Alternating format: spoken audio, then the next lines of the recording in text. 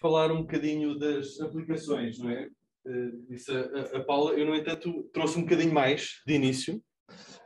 Eu não tenho a noção bem daquilo que falaram até aqui acerca destes animais, deste grupo de animais, destes equinodermos. Contudo, achei que era importante fazer assim um enquadramento, porque de facto conhece tão pouco acerca destes animais, existe às vezes muita dificuldade em compreender qual é a grande relevância, principalmente a relevância do ponto de vista ecológico, e porque é que estamos agora a dar importância a estes bichos. Portanto, estou a tentar passar agora.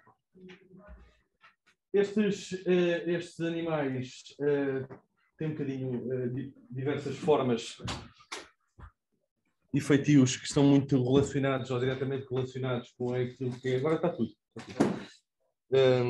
Relacionados com a sua ecologia, a forma como lidam com o meio. E aqui eu representei essencialmente aquelas espécies que nós temos cá e aquelas que vamos falar mais, e já explico porquê. Eles são parentes das estrelas do mar, dos ofiurídeos, dos ouriços, são equinodermos, são pertencentes a este grupo. A grande maioria, quase todos, são espécies bentónicas. Em termos de alimentação, isto tem uma relevância muito grande para aquilo que depois vamos falar mais à frente. Existem aqueles que são filtradores e que recolhem partículas da coluna d'água para se alimentarem, caminham para a boca e vão se alimentando.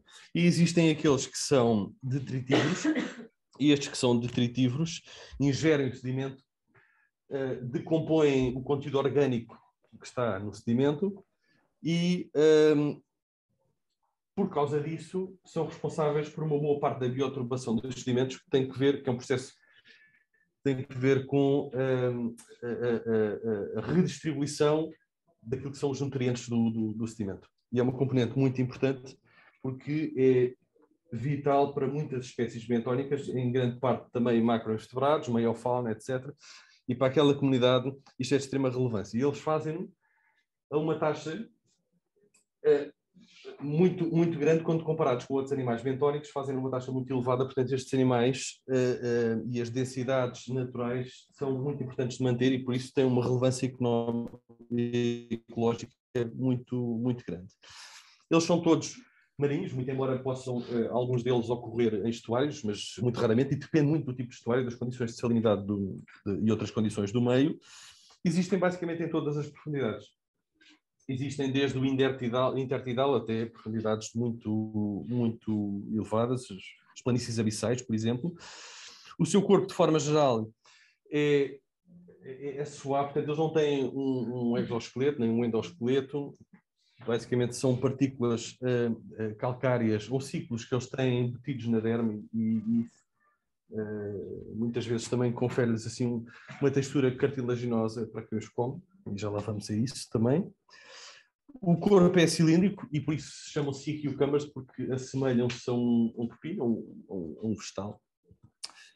E tem também uma amplitude de tamanhos muito variada. Existem pepinos do mar adultos muito pequenos, com 3 milímetros, e alguns chegam a ter 3 metros de comprimento. Uma coisa enorme, não existe cá, efetivamente. Eu disse que a maioria são espécies bentónicas, e são, efetivamente, mas não todos. Só para que saibam, existem em determinadas profundidades algumas espécies que são pelágicas, algumas deste grupo em particular, e existem outras que têm uma característica muito interessante. Eu aqui deixo este vídeo que eu gostava que começasse. Não sei que ser automático, mas não está a acontecer nada. É uma espécie que depende efetivamente do fundo. Ok, agora sim. Não precisamos de som. Consegue-se ver? Esta espécie tem uma característica muito, muito interessante.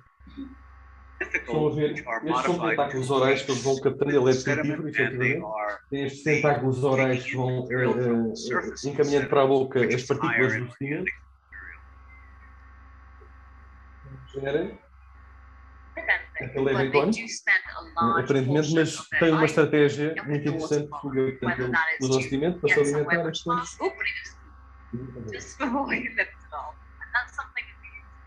Portanto, nem todos, isto só para demonstrar que nem todas as holoturas têm este aspecto bentónico e estão sempre no fundo e muito devagar. Esta ideia que nós temos não é comum a todas as espécies e era só para dar aqui uma ideia. Portanto, como todos os equinodermos, eles efetivamente têm uma simetria radial ao longo do eixo longitudinal, mas ao contrário dos outros, eles têm aquilo que se chama um bilateralismo funcional. Ou seja, do ponto de vista funcional, eles são bilaterais, seja por parte da morfologia interna, onde nós conseguimos identificar coisas aos pares, caso contrário seria 5, e não aos pares. Então, aquilo que temos como assimetria radial é a boca, os tentáculos orais e os órgãos que estão ali à volta da boca em função da alimentação e outras funções. Mas o resto são efetivamente características de um animal que é bilateral. Portanto, tem árvores respiratórias aos pares, tem o estômago e o intestino, as gónadas. Neste caso, a cloaca, o ânus, tem uma particularidade interessante. Não serve só para defecar, mas também respiram através do ânus. Portanto, a água do mar entra, as trocas gasosas efetuam-se aqui nas árvores respiratórias e é inclusivamente uma unidade de medida de stress enquanto estudo estes animais que tem que ver com a taxa de respiração que é observada através da água que passa no ânus.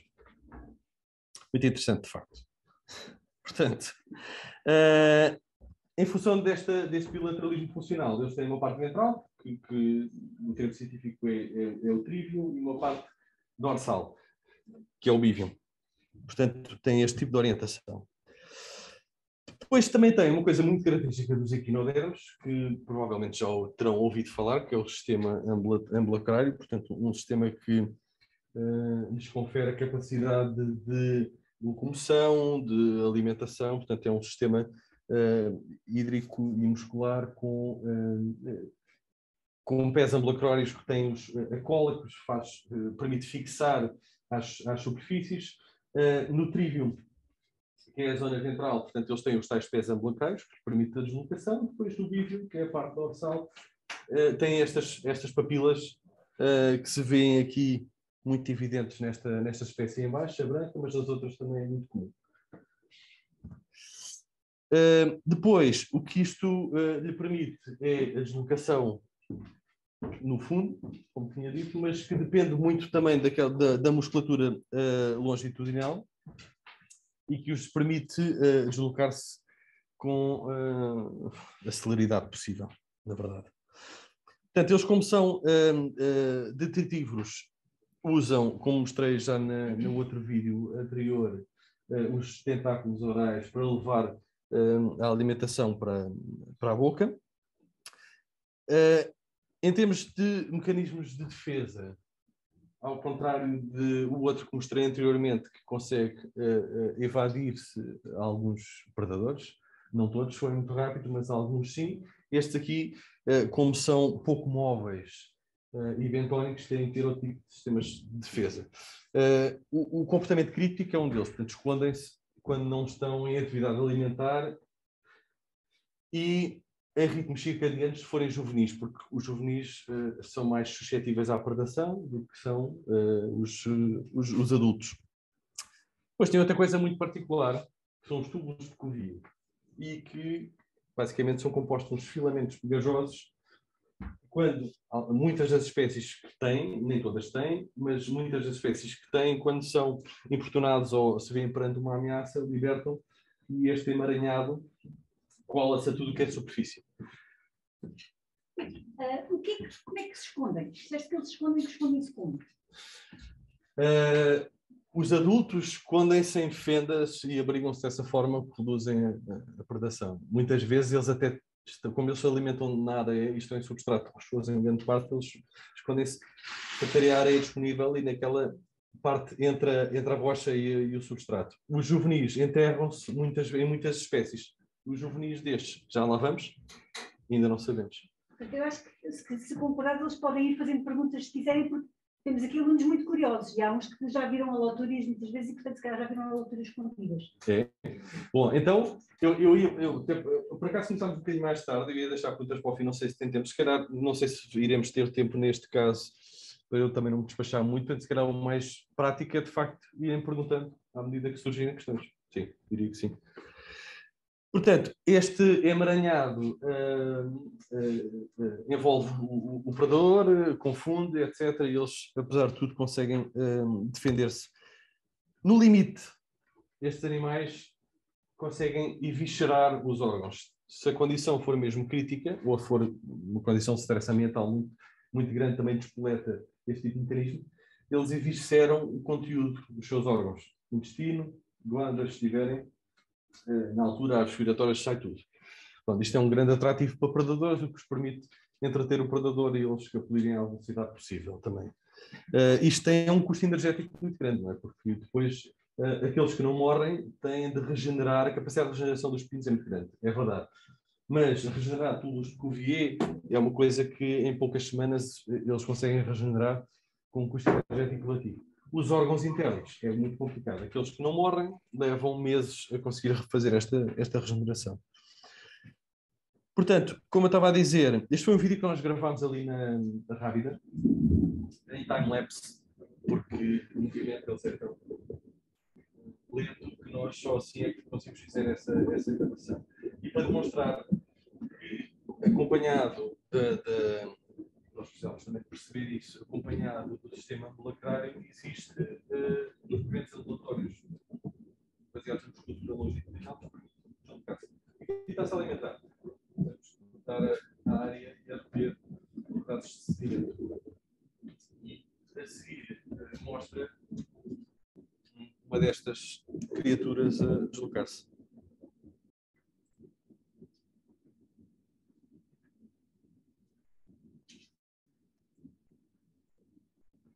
Muito bem.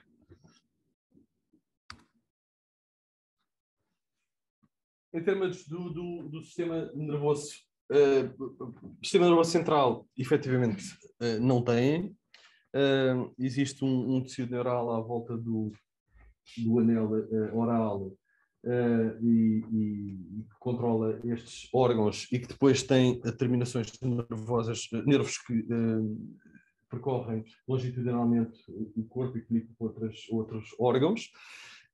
Mas, apesar de uma forma geral, elas não terem órgãos sensoriais evidentes, eles têm várias terminações nervosas ao longo da pele, o que lhes permite ter uma resposta de sensibilidade à luz e ao toque. E isso nós já vimos ao vivo e até às vezes precisamos de condições de pouca luz para evitar stress em determinadas experiências que fazemos em cativeiro. Mal lhes tocamos também, uma das coisas que um dos nossos problemas são medições e padronizações da medição, etc. Eles encolhem logo imediatamente, portanto são muito sensíveis também ao toque. Ok, passamos agora ao sistema reprodutor. A fertilização, neste caso, é externa, eles têm sexos separados, mas não têm dimorfismo sexual, ou seja, não se distinguem externamente o que é que são machos do que é que são fêmeas. Só a morfologia interna é que permite fazê-lo através da análise das gónadas quando elas estão desenvolvidas. As gónadas que vimos ali naquele desenho esquemático inicial, que eram muito pequeninas, não é? Uma questão de representação, quando elas estão maturas, quando estão em fase de maturação, quando não estão, mal se vê, são fiozinhos, um bocadinho como em todos os outros vertebrados aquáticos. Aqui, neste caso, quando estão maduras, preenchem quase a totalidade da cavidade celómica, portanto, do interior, quando abrimos, e nós tivemos que o fazer, para analisar o ciclo reprodutivo, eles ocupam quase a totalidade do interior. Quando chega à altura de se reproduzir num cativeiro, no ambiente natural, as imagens são de cativeiro e vão para aí, eles levantam a parte anterior e têm um gonoduto na parte posterior, e não na parte anterior e não na posterior, portanto, não junto ao ânus, mas junto à cabeça. e por aí libertam as suas, agora as fêmeas dos ovos, os machos, os espermatozoides, para a coluna d'água. A fertilização ocorre na coluna d'água. Os estados embrionários, portanto, o desenvolvimento embrionário no ovo e os estádios larvares são pelágicos, portanto, eles circulam na coluna d'água e dependem das correntes para os encaminhar para os locais de assentamento. Passam por diversas fases, até que chegam a uma, vou perder menos tempo com isto agora, até que chegam a uma fase que se chama auricular, que é o primeiro estádio larvar dos pepinos. Depois do Liulária, Pentácula, nesta fase eles iniciam o assentamento. Portanto, são pelágicos até aqui. Nesta fase iniciam o assentamento, tornam-se mais independentes no movimento. Aqui é um juvenil em fase inicial e aqui um já com um aspecto de adulto. Portanto, a partir desta fase eles começam a alimentar biofilme, neste caso, na outra depois começam já aí sim a ingerir sedimento. Agora, aqui a grande questão é... Ok, então o quinto... Olha, isto não era suposto acontecer. É que eu queria desviar lá, já saiu. Aqui a grande questão é... Ok, já percebemos que eles têm uma relevância ecológica, estão na base da cadeia trófica, mas qual é o interesse? Quem é que se interessa por estes animais? Para que é que são utilizados enquanto recurso? A verdade é que, apesar de, no contexto europeu, não haver uma cultura de utilização destes animais para recurso, seja lá o que for, no mercado asiático, principalmente na China, existe efetivamente. Eles são um produto gourmet, são caros, já comeram? Não? Eu já. Tu já. Eu também. São de facto um produto gourmet muito caro. Uma espécie, há certas espécies, uma em particular, que pode chegar, dependendo do tamanho e da condição, a um valor de $3.000 o quilo. Um exagero, efetivamente. Para ajudar, são utilizados na medicina tradicional chinesa, porque cresce, provavelmente com algum fundamento em algumas questões, que servem de tratamento, por causa dos componentes bioativos, para uma série de maleitas. Desde problemas urinários até das articulações. Pronto, basicamente, se virem a lista proposta na medicina tradicional chinesa, é infindável, serve para tudo. Então é ótimo. Depois, e um bocadinho mais recentemente, existe efetivamente trabalhos feitos com pepinos do mar, procurando saber que princípios bioativos é que são relevantes no combate ao cancro, inclusivamente, e que podem ser utilizados na medicina convencional. Ok? Tudo isto é uma tradição milenar, mas do ponto de vista da exploração, milenar na China, mas do ponto de vista da exploração, inclusive até já tem mais de 300 anos que estes recursos são explorados na Ásia e são importados pela China. Inevitavelmente, nestas espécies em particular, em outras também, como é óbvio, nós assistimos a essa depleção dos estoques naturais em montes de exemplos, mas neste caso eles têm um crescimento lento, são pouco móveis, a sua captura é muito fácil, seja por via da pesca de arrasto, seja por via da apanha. Inevitavelmente as espécies, os estoques pesqueiros começaram a decair largamente. Portanto, na zona do Indo-Pacífico existe uma queda muito, muito grande, inclusive com extinções locais de pinos. Portanto, a procura é crescente, continua a haver no mercado asiático e o recurso natural começou a decair. Inevitavelmente. Quando se pensa num produto de elevado valor, a ideia é, ok, aqui está em mau estado, temos que progredir para novas áreas de pesca para voltar a ter o retorno que tínhamos, uma boa relação custo pelo esforço, benefício pelo esforço de pesca realizado. Portanto, passamos para o Atlântico. Mais concretamente, e aqui entramos já na parte que nos começa a interessar, aqui para esta zona do Atlântico Nordeste e no Mediterrâneo. No Mediterrâneo, há alguns anos que são culturalmente explorados. Embora este consumo deste recurso seja forte nos mercados asiáticos, aqui na Europa existe residualmente. Tudo que é apanhado, basicamente, vai para a China, essencialmente.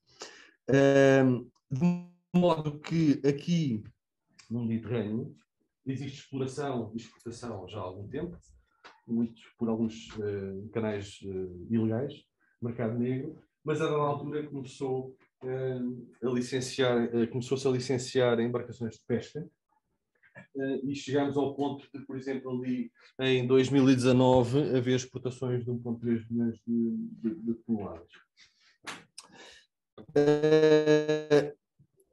Um dos problemas é a subestimação, portanto, crê-se que as embarcações ilegais continuam a pescar e que compõem mais 30% daquilo que são os números oficiais.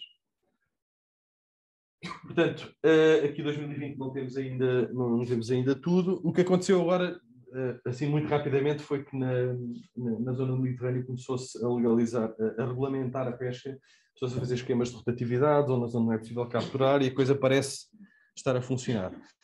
Uma coisa muito interessante, e isto são dados de 2009 até 2017, é que nas apreensões, não se vê, mas isto são apreensões de transporte aéreo, em aeroportos, de produtos do mar. E os pepinos do mar compõem já 3,3% dessas apreensões. Portanto, a coisa está a crescer em larga escala. Aqui em Portugal, o que é que aconteceu? Não há uma cultura de pesca, efetivamente. Portanto, o que está a começar a acontecer é que quem captura, os pescadores, estão a perceber que isto é uma fonte de rendimento. E o que é que basta? Basta ter um intermediário. Um intermediário que exporte para quem compra, portanto, para os mercados asiáticos. E isto tem vindo a acontecer e existem alguns intermediários que recebem já os produtos, e imagino que não recebam um pouco. As nossas espécies têm custado no mercado ilegal tanto quanto nos apercebemos à volta dos 200 euros. Pode ser um bocadinho menos, pode ser um bocadinho mais, depende da espécie, depende da condição, etc. Por quilo. E tem-se assistido uma quantidade de notícias agora que representam apreensões feitas pelas autoridades. Existe agora, isto está a crescer, já vamos falar do estado das populações aqui, e tem acontecido principalmente na Ria Formosa, que por facilidade há uma espécie em particular que é muito abundante no local, aquilo é uma zona, são zonas intertidais, a captura faz a pé, super fácil, não custa nada, portanto é fácil levar uma população destas à extinção local. Mas pronto, o interesse é capturar, vender, ganhar o máximo dinheiro possível, isto custa muito, portanto vale a pena. Depois de todo este cenário, agora, e aquilo que sabemos acerca de medidas para resolver este tipo de coisas, o que é que acham que poderá resolver isto? Ou ajudar, se calhar, a resolver, a fazer uma contribuição? Isto só para haver aqui uma participação, já quando têm feito perguntas. O que é que nós já vimos? Pode resolver problemas sobre a pesca? O que é que a gente pode fazer isso? Já vimos que temos que pescar no sítio ou fazer produção em massa. Produção é a aquacultura. Produção em massa. Ok, mais ideias? Podemos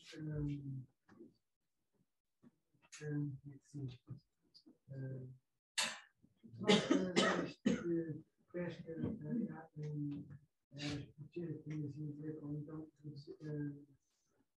o limite de pesca. Ou seja, basicamente regulamentar a captura. Isso. Sim. Okay. Muito bem. Pronto. E foi um bocadinho com essa ideia que nós quisemos avançar. Nós, ali no Instituto de Investigação onde trabalhamos, no MAR, na Faculdade de Ciências, em colaboração com outras pessoas, O Mário também tem vários polos e nós conseguimos fazer várias coisas e trabalhamos em conjunto também com a Sete Mares, onde tem que estudar aquacultura e fazemos coisas. Portanto, a ideia é efetivamente passar, por um lado, por isso, pela aquacultura. A aquacultura destes animais é inexistente na Europa, mas existe e foi uma medida de combate ao decréscimo populacional na Ásia. Há uma espécie, que é a Aposticopus japónicos, que é uma espécie valiosíssima. Esta é outra, que é a Alturia cabra. São duas das espécies mais valiosas no mercado e eles, de facto, avançaram com a aquacultura há bastante tempo já. Como é um verdadeiro problema lá e como o consumo é muito elevado e a procura é muito elevada, é altamente rentável. Portanto, investiram muito na aquacultura, já fazem isso há muito tempo, conseguiram resolver o problema e agora produzem mais do que, eu vou só avançar um bocadinho para vos mostrar, produzem mais atualmente em cultivo do que aquilo que são as capturas em estoque natural. Mas na Europa não. Na Europa isto não acontece porque não há interesse, não há cultivo, não houve investigação. Portanto, aquilo que se sabe das nossas espécies é zero. Quase. Não é zero, mas é quase zero. Do ponto de vista prático, para este tipo de coisas, não se sabe nada. Se repararem, inclusivamente, só para reterem esta imagem, porque vamos falar nisso mais tarde, isto são zonas de cultivo, porque isto são espécies tropicais e em zonas tropicais, muitas delas, existe área e coluna de água ideal para fazer este tipo de coisas no habitat em que eles se desenvolvem. Portanto, conseguiram fazer isto muito bem e têm este tipo de facilidade e ainda bem. Quanto ao nosso caso, nós já falamos, mas tem sido, vai ser encetar esforços para começar a investigação e começar a conseguir fazer este tipo de coisas aqui em Portugal. Muito bem. Agora, a outra questão prende-se um bocadinho com a regulamentação das capturas, efetivamente, e é uma área onde tem de se trabalhar. Mas primeiro, nós estamos a tentar avançar no sentido de alimentar esta procura. A outra ação em que é importante investir, olhando para casos históricos, são as medidas de mitigação. Ou seja, seria ingênuo pensar que, ok, nós vamos conseguir regulamentar a pesca, obter informação suficiente, vamos começar a produzir animais. Isto são tudo coisas que levam muito tempo, mas ainda que se consiga fazer a tempo e horas, é ingênuo pensar que não continua a haver excesso de exploração destes animais, por vias ilegais, eventualmente. Portanto, é importante começarmos a pensar desde já, porque são coisas que levam muito tempo, em medidas de mitigação. Neste caso, aquilo que nós gostaríamos de ver efetivado seria medidas de repovoamento. Portanto, aumentar o recrutamento das populações naturais. Agora, em relação e agora voltando outra vez a essa questão da regulamentação da pesca, é outra área, efetivamente, limite, como já foi falado, de captura, também de captura, fechar zonas, haver zonas limitadas, onde não se possam acolher, limitar o número de licenças, o esforço de pesca, etc. Para isso é preciso obter um grande conhecimento daquilo que são os traços de história vital, os ciclos produtivos das espécies, que efetivamente estamos agora a começar lá. E em Portugal não havia regulamentação. Estavam mencionadas estas espécies em portarias para a apanha, mas sem limite nenhum. Recentemente, felizmente, a partir de maio, as alturas fazem parte deste decreto-lei, onde, juntamente com outras espécies relevantes, não é permitida a captura de todo, ponto final. Portanto, para já, é uma medida precaucionária, não se pesca, ponto. Portanto, com base em tudo isto que nós falámos, isto serviu toda esta problemática para iniciarmos este trabalho de investigação com holotúrias, que achámos relevante e que começou no nosso grupo em 2017 e começou com este projeto em particular. A ideia era avançar com a facilidade de fazer cultivo destas espécies e avançámos a partir daí, com um determinado número de parceiros, continuamos a trabalhar num assunto e noutros, dos quais vamos falar já a seguir. Entretanto, pergunto se tem alguma questão até agora que gostariam de ver resolver. Eu só quero responder. Não sei tudo. Sim. No início, o senhor estava a falar da estrutura, que elas eram duras. Não é? Dos próprios animais? Sim, dos pepinos do mar. Sim, do esqueleto, de não terem isso? Sim, era isso, sim. Sim. Mas tínhamos feito um trabalho e vimos também que elas podiam ser bastante maleáveis quando elas estavam mais relaxadas. Sim, o que eu disse foi precisamente, posso não ter explicado bem, aquilo que eu estava a dizer é que eles não têm esqueleto, nem endosqueleto, nem exoesqueleto. A única coisa que têm são as espículas calcárias, que variam, a densidade das espículas varia com a espécie, e existem por isso espécies mais maleáveis e outras mais rígidas. O colagênio é muito responsável por isso, que é controlado pelo sistema nervoso, ficam mais tensas ao umas têm mais, outras têm menos, mas são ossículos que estão embutidos na dela. Portanto, não lhes confere uma estrutura, um esqueleto. É essa a questão? Respondi? E também, eu pensei que tipo, isso também podia se dar porque elas se contraem, então o senhor também tinha dito. Isso, sim. Se elas se contraem, então podem ficar mais duras. Não? Sim, isso é um mecanismo, pois, mas isso é um mecanismo físico. Assim, eles contraem-se e aumentam a rigidez, não tem boa parte por causa do colagênio. Portanto, é um mecanismo de defesa. Sim. Ok. Mas não há conta de nenhum esqueleto ou de nenhum sistema que endureça além do colagênio. Temos uma pergunta online, Sim. da Sandra Freitas. A percentagem de apreensões são dados de Portugal? A percentagem de apreensões... Eu não conheço dados oficiais para além daqueles que saem na comunicação social. Aqueles que eu mostrei ali são de Portugal. Sim. Okay. Sim. Eu queria saber o que é valioso do animal? Se é o animal em si ou se é, por exemplo, as gónadas que são motórias de mar? Conhecem o tratamento do porco em Portugal? Ou seja, o que é que se faz quando se mata um animal, um porco, por exemplo? Abre-se, não é? Sangra-se, depois tira-se um órgão ou outro e tudo é aproveitado. No pepino do mar é um bocadinho assim. Há um aproveitamento, mas não é isso que se come. Chama-se tipicamente bêche de mer, ou pepino, e há empratamentos que é o pepino inteiro. Aquilo que se come em boa parte é o tegumento, portanto a derme, não é? Que é a parede do animal, e que, por exemplo, embarcar em street food, fazem uns muito fininho e metem aquilo em sopas e tal, misturam com coisas e cru e comem assim. Mas existe cozinha para as gónadas, existe cozinha para o intestino. Não faço ideia como. Aquilo é uma cozinha tão pequenina e depois desfaz e tal, tem que ser lavado, enfim. Mas há formas de se fazer tudo, sim. Mas o que se vende mais é o animal inteiro, o tegumento. Portanto, aquilo que nós quisermos então fazer com mais nesta problemática e também daquilo que é a experiência global em termos de pesca, nós percebemos que havia aqui a necessidade de uma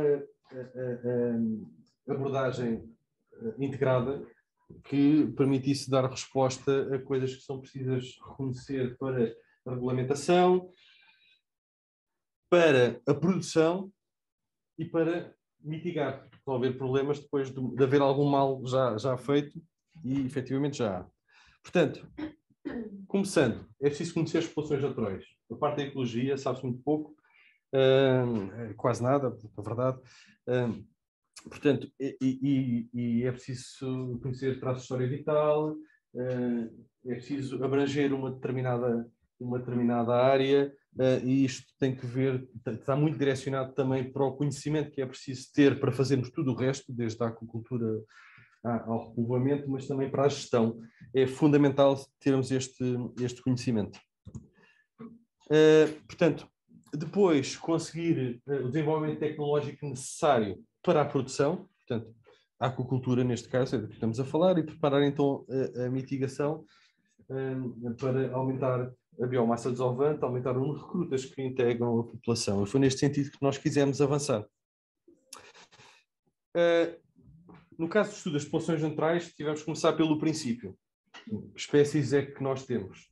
Parece uma coisa simples e a macrofauna bentónica, e a Paula sabe bem, é relativamente conhecida no contexto europeu, mas o problema aqui, em algumas espécies dos pinos são uma delas, é que não era consensual que espécies se é que existiam num determinado local. Algumas delas são difíceis, umas são fáceis de identificar, outras são difíceis de identificar, não é muito fácil, e só estamos em 2021, só há uns 2 anos, coisa do género, é que percebemos, por exemplo, que uma espécie que sempre se acreditou existir aqui, na nossa costa, efetivamente não há, é endémica do Mediterrâneo. Por exemplo, isto até chegou a ser chato para quem queria investir na produção dessa espécie nos Açores aqui há uns tempos, porque afinal aquela com a qual estavam a trabalhar não existia lá, pensava-se sim, mas não. Portanto, que espécies é que cá existem? Que tipo de habitats é que preferem? Como é que elas se distribuem no espaço e no tempo? Coisas como esta. Quando é que se reproduzem? Por exemplo, havia alguns trabalhos, porque um grupo também trabalha no Algarve, com isto que entretanto não trabalha, mas nós tivemos alguma informação de espécies que ocorrem na Ria Formosa, mas de resto também não se sabia nada. Como é que se alimentam e do quê? E depois associado a isto há outras questões muito particulares.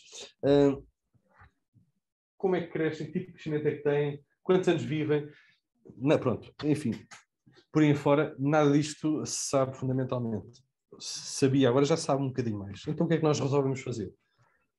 Começamos por estudar aqui uma determinada área, e já falámos aqui em áreas protegidas, em necessidade protegida, etc. De facto, aqui o Parque Marinho Luís Saldanha, aqui na Rábida, tem uma importância especial para este tipo de trabalho, para este tipo de trabalhos, de uma forma geral, quando começamos muito de baixo, quase do zero, que é uma área que nós sabemos que não tem ou é negligenciável exploração. Portanto, aquelas populações estão sem qualquer tipo de exploração. Portanto, os números que lá aparecem são os números naturais em termos de densidade.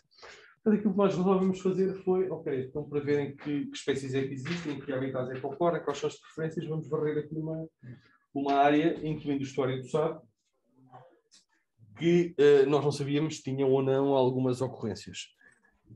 E depois as zonas aqui mais profundas também. E fomos recolher esses dados.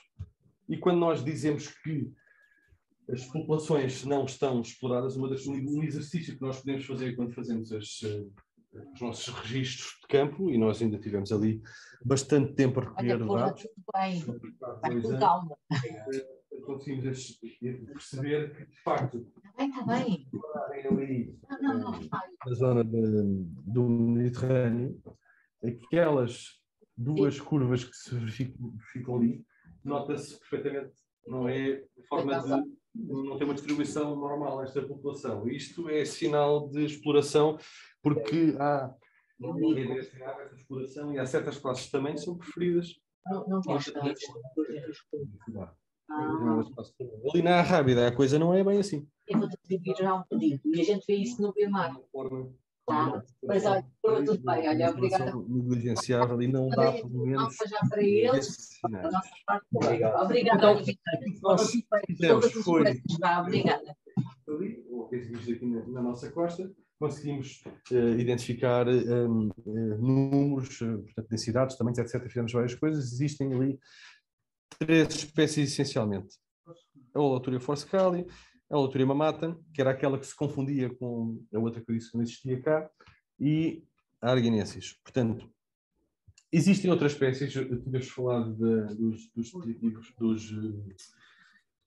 filtradores, mas as espécies com interesse comercial são todas elas, ou na sua esmagadora maioria, detritívoras. Não são filtradores e por isso nós não estamos a trabalhar com elas e estamos a voltar para estas.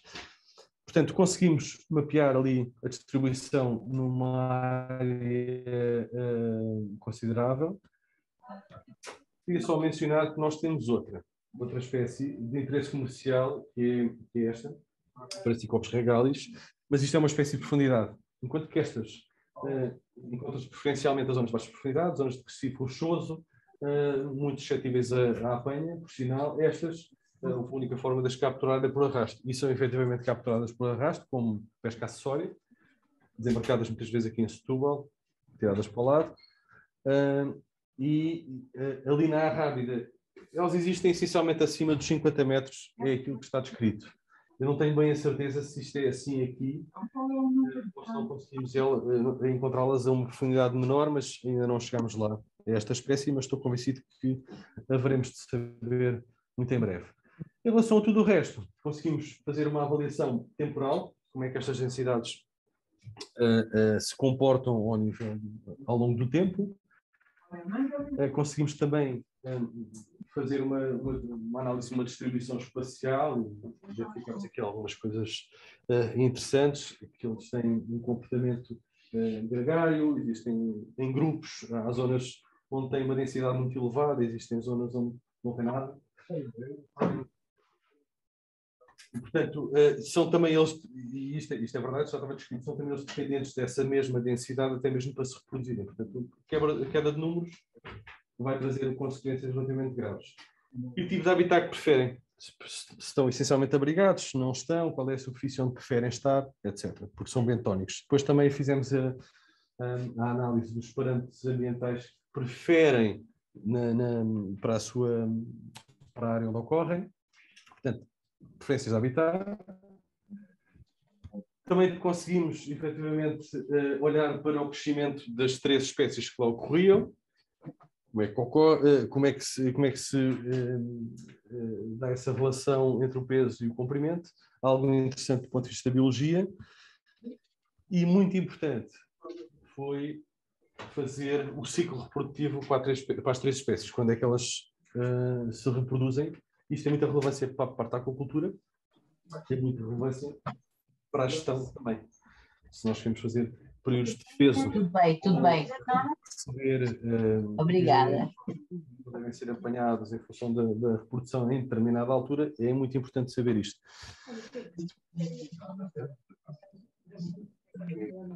Não consegues fazer tu, como anfitriã?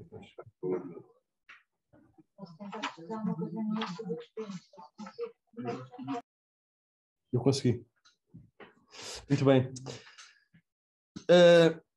Pronto, depois outras questões, e aquilo que é interessante fazer é comparar entre regiões, a mesma espécie em regiões diferentes, e depois também quais é que são as pistas ambientais que as levam à reprodução, porque há determinadas épocas de reprodução, portanto há em quase todos os organismos pistas específicas que levam à maturação das gónadas, à desova, em questões essenciais para as condições ótimas para o desenvolvimento das larvas, para a sua própria reprodução.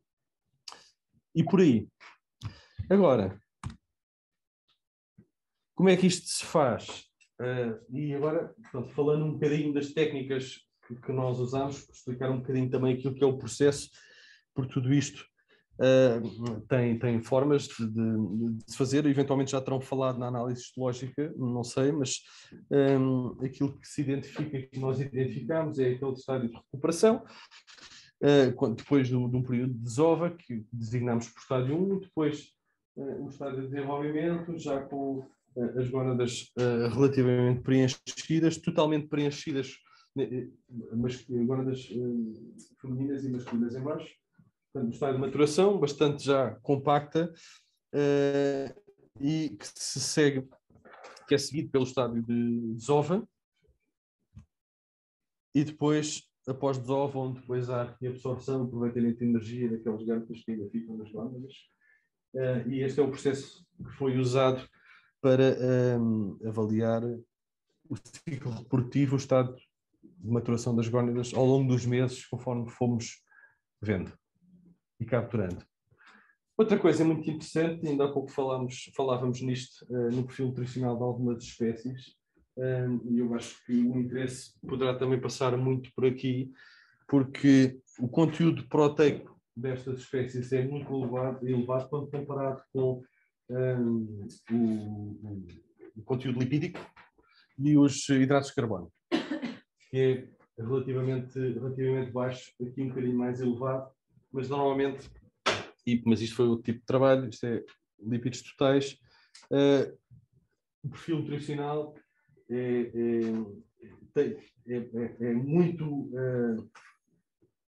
do ponto de vista da nutrição, muito interessante por causa do excesso de proteína e redução de hidratos de carbono e energia. Isto é interessante também perceber, e nós fizemos esta avaliação para algumas das espécies e vamos tentar fazer para mais com alguns trabalhos de teste em diferentes condições. Depois, outra coisa que era importante saber, principalmente porque estes são animais destinados à alimentação, quando estamos a trabalhar na parte da aquacultura, é se tem uma bioacumulação preferencial de alguns elementos tóxicos. Neste caso, o que nós fizemos foi metais, identificamos metais vestigiais em diversos órgãos. Fizemos este trabalho, mas fizemos-lo com uma hipótese que era a distância a uma fonte potencial, que seria neste caso o estuário, e efetivamente não existem níveis preocupantes, portanto não há nenhuma bioacumulação ativa, depende efetivamente do ambiente, mas não há uma acumulação ativa. Passando agora para o cativeiro, aquilo que nós pretendemos fazer é a domesticação da espécie. Fundamentalmente é isso. Podemos produzir, mas para produzir é importante controlar os vários aspectos do ciclo de vida. E isso passa por conseguir reproduzi-las em cativeiro, produzir gametas viáveis, um desenvolvimento larvar razoável, ótimo, idealmente, condições de assentamento. Depois, outras questões muito importantes é a redução da mortalidade e a otimização do crescimento.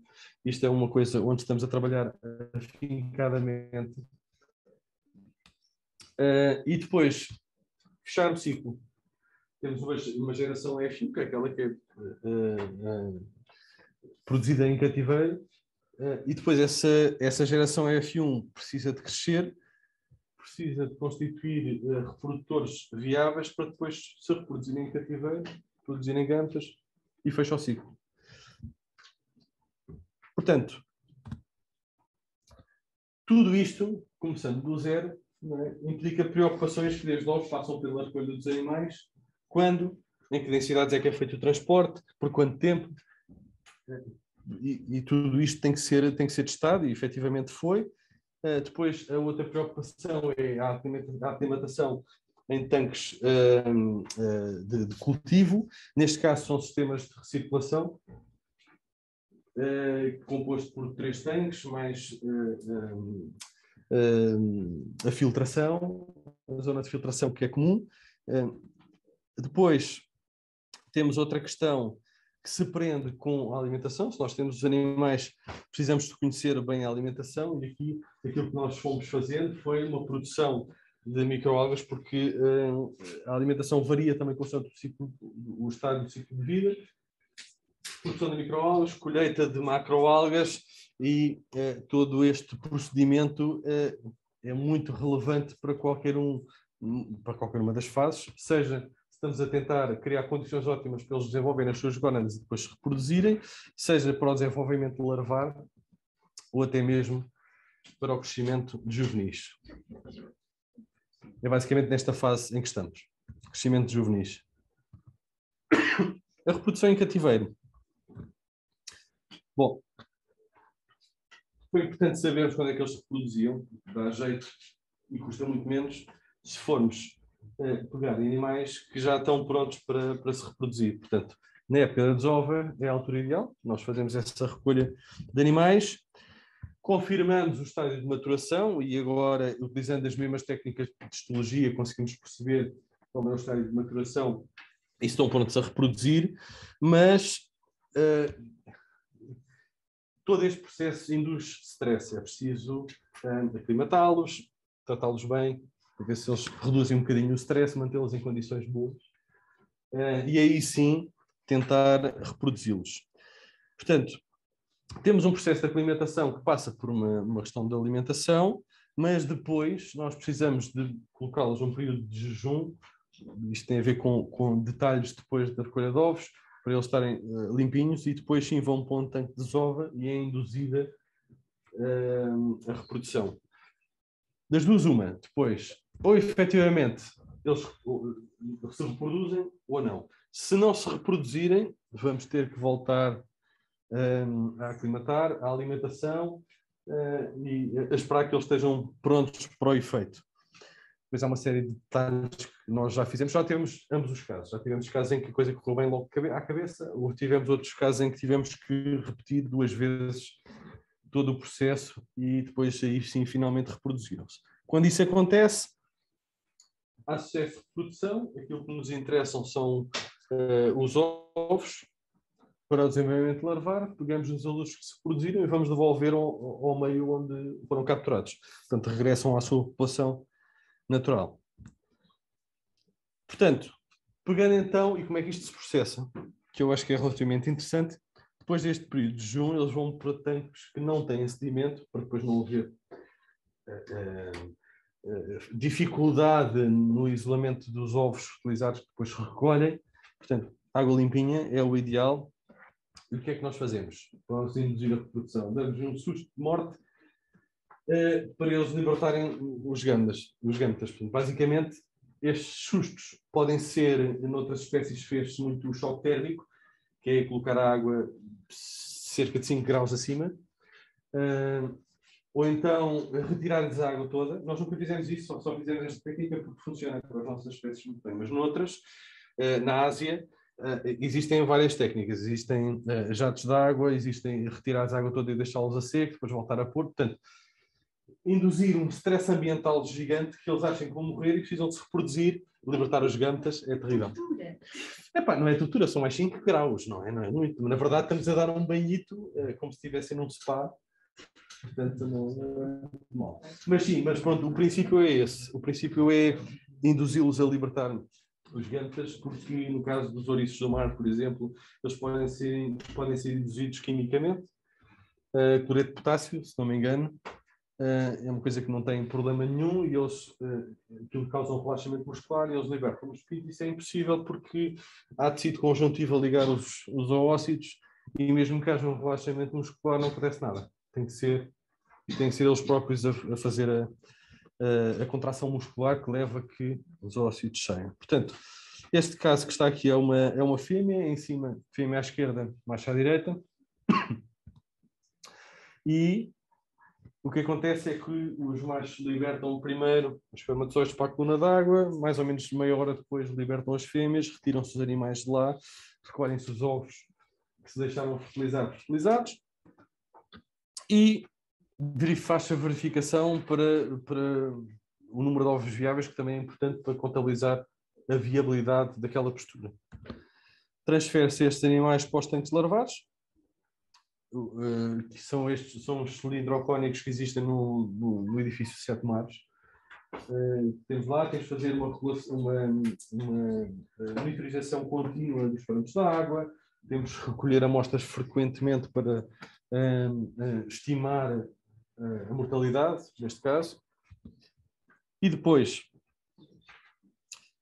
estes já são os estádios, não sei se recordam das imagens anteriores, estes já são os estádios larvados, os anteriores eram embrionários, e aqui o nosso grande problema, como eu estava a dizer, que temos que monitorizar é a taxa de mortalidade. É relativamente natural em animais que têm esta estratégia, muita produção, depois muitos deles são inviáveis e apenas uma pequena porcentagem depois da produção é que se tornam adultos.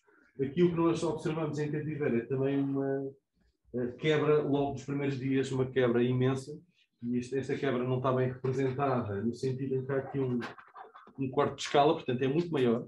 Isto foi só para se ver aqui depois esta propagação ao longo dos outros dias em que se mantém, mas a mortalidade inicial é importante. Isto é um problema, porque nós quando queremos produzir muito, não é? Porque senão a coisa não é viável. Se depois no final temos ali 100 animais, aquilo não dá para nada. Portanto, na natureza isto é normal que ocorra, por predação, inviabilidade das larvas, etc. Em condições de cativeiro nós queremos ultrapassar este constrangimento porque estamos a tentar oferecer condições ótimas. É esse o nosso objetivo. E por isso este constrangimento tem de efetivamente ser ultrapassado e é nesse sentido que estamos a trabalhar. Depois é preciso testar porque não há mortalidade só naquela fase, existe depois também, mas o que nos interessa é que cresçam em número, cresçam bem e realmente cresçam rapidamente. Portanto, testamos dietas, já há vários tipos de dietas, tanto na forma como no tipo, na forma como elas são dadas como no tipo. Testamos densidades, também fazemos isso, qual será a densidade ótima porque que não induza stress ou competição nos tanques de cultivo. E depois um controle de condições zootécnicas. Temperatura também estamos a testar, a temperatura ideal. Portanto, há uma panóplia de questões a terem atenção quando se faz isto. As condições zootécnicas são muito importantes, portanto, temos feito esses testes também. E depois há uns visitantes que temos de ter cuidado, que chamamos de contaminações, porque apesar da água para os tanques de cultivo serem tratadas, às vezes algo escapa e há um ou outro tanque que são contaminados por copérculos ou outros animais que competem com as larvas e aumentam a taxa de mortalidade. E, portanto, quando chega àquela fase juvenil, tinha mostrado, é a tal fase em que o assentamento já é relevante, eles deixam de ser pelágicos, assentam e começam a alimentar-se de o que é que seja que exista no substrato. Para já, e em primeiro lugar, o assentamento tem alguma ciência, não é aparentemente toda, e seria expectável, todas as superfícies de assentamento que são viáveis para os pepinos de mar. Portanto, eles têm preferências e este teste nós passamos por ele e continuamos a fazê-lo. O que é preferível para eles assentarem? Depois tem aquelas pistas de assentamento que eles alimentam-se do biofilme. O biofilme tem que ser desenvolvido nas estruturas e tudo isso compõe aquilo que será a situação preferencial para nós criarmos em cativeiro e oferecermos as condições ótimas em cativeiro de assentamento. Depois, na fase juvenil, eles são transferidos para outro tipo de tanques, agora já com sedimento, uma vez que é desse mesmo que eles se alimentam. E isto implica, portanto, já uma necessidade de dieta completamente diferente. Já conseguem ver, não sei se que ele usa já os tentáculos orais para ir encaminhando para a boca as partículas de sedimento. E este foi um juvenil da nossa primeira geração F1. Agora já estão crescidos. Este animal terá... Este na altura tinha talvez uns 2 centímetros e tal, ou 3. É o maior. Já conseguiram ver. Nós temos agora alguns já grandinhos, eu não tenho a informação dos últimos números, mas eles não passaram ainda dos 9, 10 centímetros, imagino. Porque esse é um dos tais constrangimentos que estamos a tentar ultrapassar. É a taxa de crescimento. O objetivo? Qual é que é o tamanho que querem alcançar? O tamanho que queremos alcançar neste momento não é muito... o que é mais importante é que eles existam em número, porque a partir de uma certa altura, nós depois, o tratamento é diferente, tem que passar para tanques de crescimento e ficam ali a crescer até à altura de serem recolhidos para depois irem para o mercado. Portanto, o princípio, em termos da aquacultura, é esse. Para testes, o que é importante é que eles atinjam o tamanho de maturação para depois conseguirmos fechar o ciclo. Isto em termos de estudo e de domesticação. Mas nós ainda nem sequer sabemos qual é que é o tamanho de primeira maturação. É um trabalho que ainda estamos a fazer. Portanto, ainda isso também não se sabe. Mas em cativeiro tudo muda e ainda estamos a estudar as populações naturais para depois conseguir trazer para cativeiro as condições ótimas de desenvolvimento.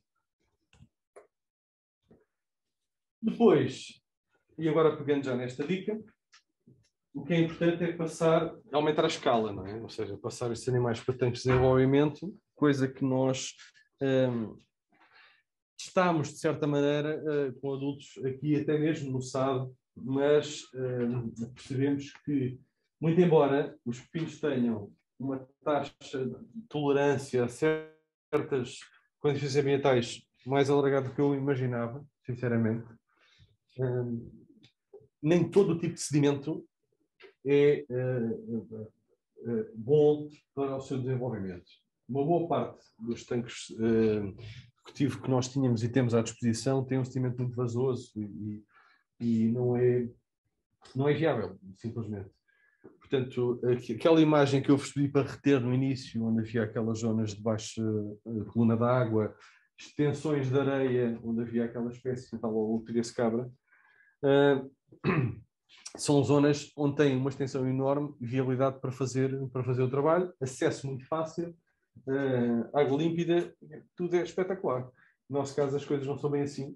Temos algum problema de espaço no que toca a condições ótimas para o desenvolvimento destes animais e depois temos uma costa oeste muito batida, que já percebemos também com os estudos de populações naturais que nós fizemos, que eles não gostam de estar suscritos em zonas pouco hidrodinâmicas.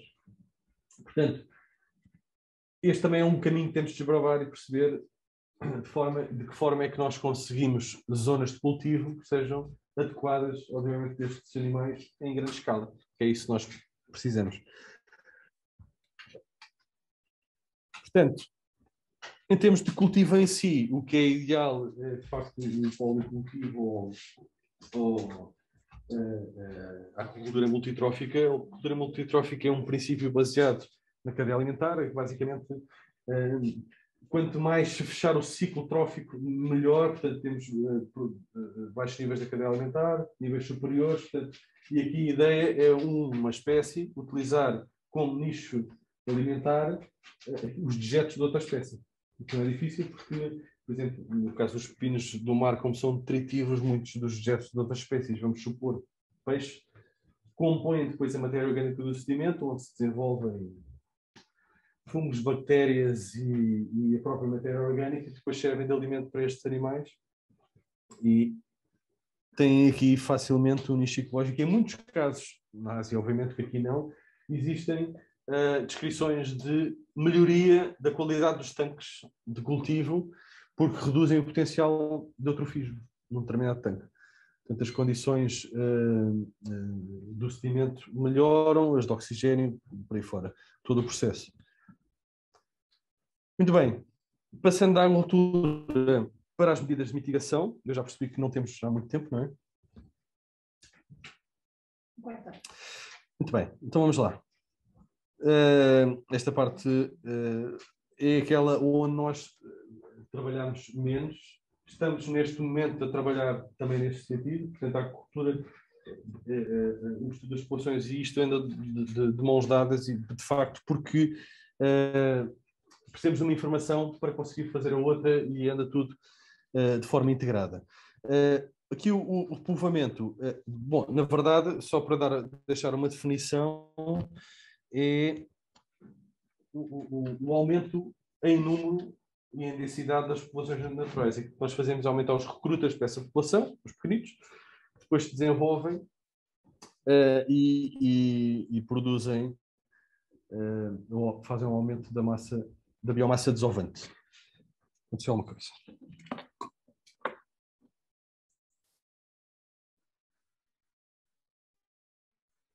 Isto não estava no programa. Já está. Espero que esteja tudo a ver. Tenho? Então, desculpem, vou partilhar aqui outra vez. Desktop to share. Já está? Sim. A clássica de conservação, é aquilo que nós queremos. Mas funciona muito como uma ferramenta de aumentar a produção de pesca num determinado local. Já aconteceu, em alguns casos, o repovoamento ter como objetivo a atração turística, mas, na verdade, as principais motivações têm sido sempre o restabelecimento de uma espécie comercial ou o restabelecimento de uma espécie ameaçada. Os fins, normalmente, e as motivações, até porque isto envolve dinheiro, são comerciais.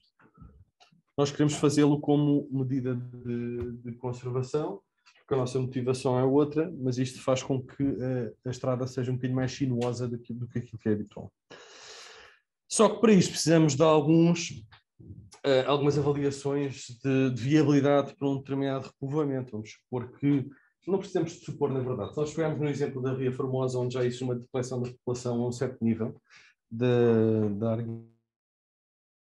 arguinensis, de uma das espécies que nós também temos cá, nós percebemos que isto seria uma medida que já teria alguma relevância para aquela população e poderia ajudar bastante a restabelecê-la. Mas é preciso perceber várias coisas, como a diversidade, a preservação da diversidade do pool genético pode variar entre populações, é uma coisa que também precisamos estudar e não sabemos na totalidade. Temos algumas pistas, porque já houve alguns trabalhos feitos, mas não amplos o suficiente. Conhecer os padrões de história vital da espécie. Quais são os requisitos para a espécie que é introduzida num determinado local, e isto muitas vezes tem a ver com o ciclo de vida, porque nós introduzimos juvenis, portanto temos que conhecer bem esse estado do ciclo de vida.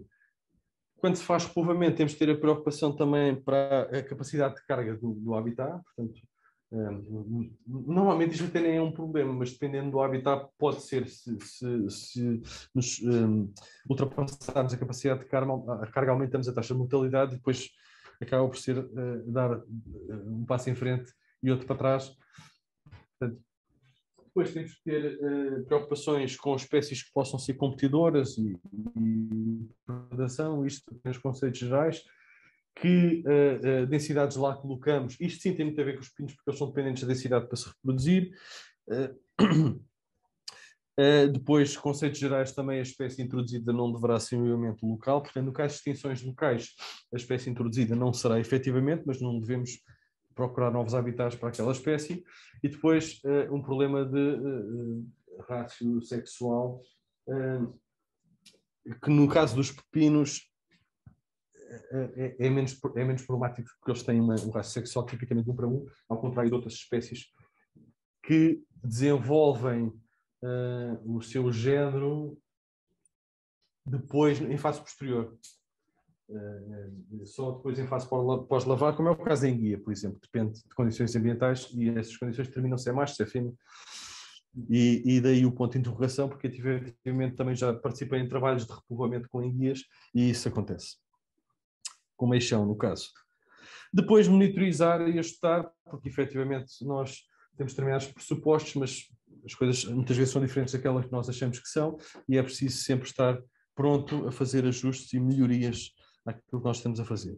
Aquilo que depois nós precisamos é permitir que os juvenis completem o seu ciclo de vida e depois contribuam para a massa desolvente, para produtores de gametas, que é isso fundamentalmente que nos interessa e que é importante. Para isso é preciso uma cogestão, na verdade. A componente científica não é suficiente, porque se num determinado local continuar a haver uma gestão não voltada para a conservação, pesca desregulada, etc., nós só estamos a contribuir para aumentar o lucro de quem o faz. E precisamos aqui de trabalhar em conjunto entre a ciência, agentes com interesse no local, poderão ser pescadores, associações, etc., e depois quem faz a gestão e tem jurisdição sobre aquele local. Depois, e agora sim, vem o problema, nós para fazermos estas medidas de repovoamento precisamos de produção de juvenis. Portanto, em quantidade, porque depois no habitat natural, aí sim haverá uma mortalidade elevada, muitas vezes por predação, outras por stress. Portanto, isto vem tipicamente da aquacultura e recai, depende totalmente do desenvolvimento tecnológico. Portanto, quando eu disse que nós precisávamos de ultrapassar aquele constrangimento do crescimento, do desenvolvimento dos juvenis, não é só para a produção, mas também para isto. Precisamos de conseguir produzir juvenis em quantidade e qualidade, e isto sim para uma medida de conservação relevante. Ok? Portanto, nem sempre é assim, eu referi a enguia como exemplo, mas existem espécies que não são produzidas em aquacultura, têm um ciclo de vida completamente diferente, e normalmente safam-se porque há perda de habitat, então pega-se de um lado, coloca-se no outro, e que lhes permita o desenvolvimento e sejam menos suscetíveis. A pesca, por exemplo. Portanto, no caso do cultivo, só uma até agora é produzida em aquacultura e depois é transplantada para aqueles tanques que nós vimos ali, que é esta Holoturia secabra, Nova Caledónia, de facto demonstrou um sucesso nestas medidas de repovoamento e percebeu-se inclusivamente, e são trabalhos que nós estamos aqui a encetar, também que existe. Se nós limitarmos, porque precisamos que eles, voltando ao slide anterior, que eles cresçam e sejam biomassa dissolvente, precisamos de deixar crescer, limitamos uma zona, mas ao limitarmos essa zona, percebe-se que depois existe aquele fenómeno interessante de spillover, ou seja, aquilo que está na área protegida depois cresce, os animais desenvolvem, expandem-se para novas áreas e vão aumentar as populações e eventualmente áreas de pesca de áreas adjacentes àquela que é limitada. Para nós definirmos tudo isto e percebermos outras 7 condições que precisamos conhecer, que é qual é o juvenil, os habitats dos juvenis, uma coisa tão básica quanto isto, precisamos de saber, mas não dá simplesmente para largar isto numa determinada área, podem sofrer de mortalidade total, precisamos de saber onde é que os devemos colocar e quando. Portanto, produção já falei, é preciso otimizar e fazê-los crescer. As taxas de crescimento são muito importantes. Neste momento estamos com uma taxa de crescimento abaixo daquilo que era desejável e precisamos de aumentá-la significativamente. Conhecer as relações, a filogenética de uma determinada área é importante, não sabendo os reprodutores que têm de ser da zona de destino dos recrutas. Depois perceber, e isto aqui é importante, qual é a área que devemos delimitar para não ser mexida, não ser alvo de intervenção, de pesca, etc. Para isso precisamos de conhecer, e isto é modelado, e nós iremos fazer também, qual é a distribuição natural de uma determinada espécie. Então eles distribuem ao longo do tempo. Então aí conseguimos perceber, ok, eles distribuem-se de uma determinada forma ao longo do tempo, ao fim de X anos, chegam a este determinado limite, portanto podemos delimitar esta zona, porque a partir desta altura podem ser expandidos para outras áreas e já produziram gâmetas e podem ser pescados. Depois, a estimativa da sobrevivência é muito importante, porque é uma coisa que não se sabe também, quando nós precisamos de saber quanto é que sobrevive daquilo que lá colocamos. E isto implica monitorizar, isto é relevante porque, devia ter aparecido agora uma imagem, não. É relevante e implica o seguimento de indivíduos, basicamente. E isso é um problema, muitas vezes, porque no caso dos pepinos, qualquer marca, e muitas das marcas que são usadas em vertebrados, neste caso eles libertam as marcas. Portanto, a capacidade de regeneração é muito boa, efetivamente. Uma marca regenera, um pit tag, que é o caso daqueles que são chips de identificação, eles mandam aquilo fora, esteja no tegumento, esteja no celoma, onde quer que seja. Portanto, não conseguimos reter. E tudo isto se baseia em métodos de captura e recaptura e precisamos de identificar os indivíduos que foram lá colocados. Aquilo que tem sido feito com algumas espécies, nomeadamente os ouriços com calcina, portanto, marcadores de estruturas calcárias. No caso dos pinos, estes são os ossículos, os tais ossículos que vos falei, e estas são estruturas que é possível corar com calcina, portanto é uma das técnicas que vamos também explorar. Pronto, e a importância disto tem que ver que nós colocamos um determinado número de indivíduos e ao fim de um determinado período de tempo, se nós não os marcarmos e não os seguirmos, nós não fazemos ideia qual é que é a taxa de sucesso do nosso repovoamento. Vale a pena? Não vale a pena? Estamos a contribuir ou nem por isso? Se nós conseguimos marcar de alguma forma estes juvenis, durante o período de monitorização, ao final do tempo, nós conseguimos perceber qual é que é a contribuição que nós fizemos com uma determinada área. Sabemos que parte é natural, parte é cativeiro, e nós conseguimos ter alguma medida de sucesso. Pronto. Aqui que eu coloquei como principais entraves a esta toda a questão é que, de facto, muito poucas espécies são produzidas em aquacultura, portanto temos que preparar esse terreno. Do Atlântico, nenhuma, para já, embora existam diversos grupos de investigação na Europa que estão a trabalhar mais ou menos no mesmo nível que nós, estão a começar também na mesma altura. Depois, quando nós estamos a fazer, quando conseguimos efetivamente produzir em cultivo espécies que valem muito, muito dinheiro, há uma dificuldade em encontrar recrutas em quantidade, porque a produção tem mais interesse depois em vender, deixá-los crescer e vender do que alimentar o povoamento. Isto muitas vezes é um problema e é caro para quem tem, cujo o objetivo são medidas de conservação. Custam muito dinheiro. Depois, é tudo aquilo que nós precisamos, que eu já mencionei anteriormente, e precisamos de resolver e conhecer para poder fazer um povoamento de sucesso. Temos que ultrapassar todos esses constrangimentos e fazer a tal monitorização que já estou a resumir aqui, mas que já falei anteriormente. Portanto, entretanto, e agora para terminar, um dos últimos slides, queria só evidenciar tudo aquilo que é preciso fazer. Nós já fizemos bastante, já tivemos, conseguimos obter muita informação e já tivemos alguns desenvolvimentos, já reproduzimos os animais em cativeiro, conseguimos larvas, gametas viáveis, larvas, temos juvenis já, qualquer dia espero eu, tentamos fazer a maturação das gónadas em cativeiro e a indução dessa geração, e esse é o nosso objetivo. Vamos para a Rábida este ano outra vez trabalhar aqui com os juvenis e perceber para onde é que eles andam, o que é que comem, qual é a sua distribuição, esse tipo de trabalhos. É uma coisa que nós queremos fazer, mas muito ainda para fazer. Nós estamos circunscritos a uma determinada área, neste caso por opção, porque é uma excelente população de estudos, mais próximo do pristino possível, mas precisamos de alargar isto a um contexto nacional. Essencialmente, conhecer a população que nós não conseguimos mostrar no campo, que foi juvenis, que tem um comportamento ou um habitat diferente, um comportamento muito críptico, ritmos circadianos, portanto, provavelmente escondem-se durante o dia e alimentam-se à noite. Portanto, temos que obter esse tipo de conhecimento, aumentar a sobrevivência. Muito importante otimizar o crescimento em cativeiro. Resumindo, é um constrangimento que tem que ser ultrapassado e é muito importante para alimentar qualquer uma destas medidas que vos falei ao longo do tempo.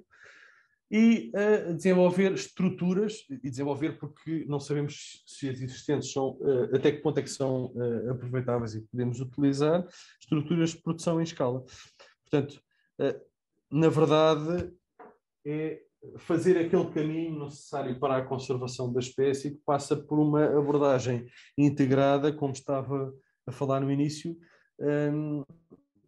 e esse caminho muitas vezes é sinuoso. Convido-vos a visitar o nosso site, se tiverem a oportunidade de saber um bocadinho mais.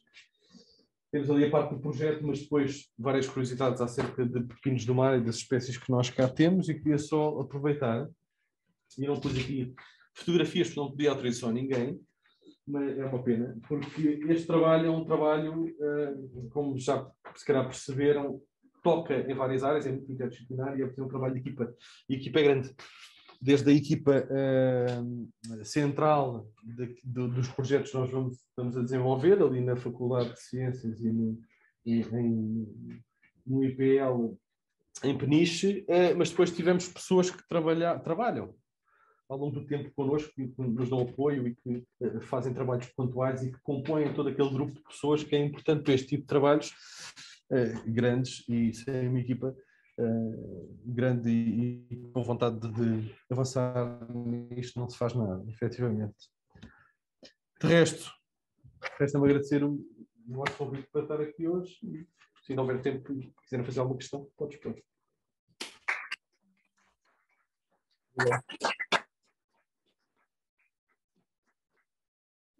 Muito obrigada por esta palestra sobre um grupo que nós abordámos numa das aulas. Tínhamos algumas coisinhas, falámos do sistema acústico, falámos dos ciclos, falámos de várias estruturas, mas não abordámos nada deste que temos aqui hoje, que é um interesse no estudo e como é que nós podemos praticar a cultura. Querem colocar mais questões ao Pedro sobre este tema? Eu vou dizer só que quem está online, se quiser colocar alguma questão. Já não está cá ninguém, já se foi tudo embora. Não, está. Uma das possíveis aplicações futuras que vocês podem fazer neste conhecimento é, por exemplo, trabalharem a cultura dessas espécies emergentes, que ainda não há uma exposição economicamente viável, mas é por isso que estamos a caminhar. Portanto, é uma possível forma de emprego no futuro, é explorar estas novas vertentes da aquacultura. Há questões Sem dúvida. sapientes sobre o futuro. Olha, vamos depois ter perguntas no teste sobre isto, não é? Perguntem agora. Como fazer a aquacultura do futuro? Exatamente. Se souberem a resposta, depois digam. Ok, então pronto. Amanhã cá estaremos outra vez na nossa aula às 12h. E obrigada pela vossa presença. E quem esteve online, obrigado pela presença também.